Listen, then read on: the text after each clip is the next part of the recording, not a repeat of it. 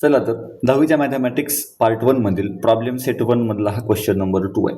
अशाच प्रकारचे व्हिडिओ तुम्हाला मदतीला आहेत बरं का.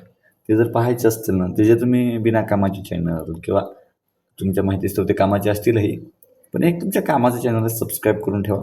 बघा इथं आपल्याला काय करायचं आहे, 2x - 6y = 3 हे सायमल्टेनियस इक्वेशनमधलं एक इक्वेशन दिलेलं आहे. त्याच्यामध्ये एक्सची व्हॅल्यू ज्यावेळेस -5 असेल त्यावेळेस वायची व्हॅल्यू किती असेल हे विचारलं आहे, आणि ज्यावेळेस वायची व्हॅल्यू 0 असेल त्यावेळेस एक्सची व्हॅल्यू किती असेल हे विचारलं आहे. मग बघा एक्सची व्हॅल्यू ज्यावेळेस -5 असते त्यावेळेस आपण बघूया 2 × एक्सच्या ठिकाणी -5 वजा 6y बरोबर 3.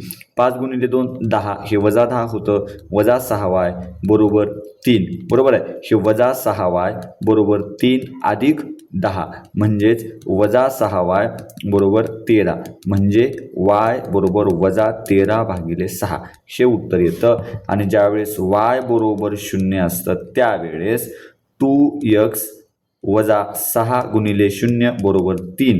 अशा पद्धतीनं 2x वजा 0 बरोबर 3. मग 2x बरोबर 3 म्हणून x बरोबर 3/2 अशा पद्धतीने याचं उत्तर येतं. मग बघा या ठिकाणी आपल्याला हा टेबल फिलअप करायचा आहे.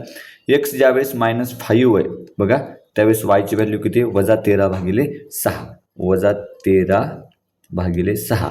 आणि ज्यावेळेस वायची व्हॅल्यू 0 आहे म्हणजे ही आहे त्यावेळेस एक्सची व्हॅल्यू 3/2 अशा पद्धतीने येते. मग याला आपण इथं कसं लिहितो, -5, -13/6 आणि हे 3 3 2 0 अशा पद्धतीनं हा टेबल तुम्हाला फिलअप करायचा आहे.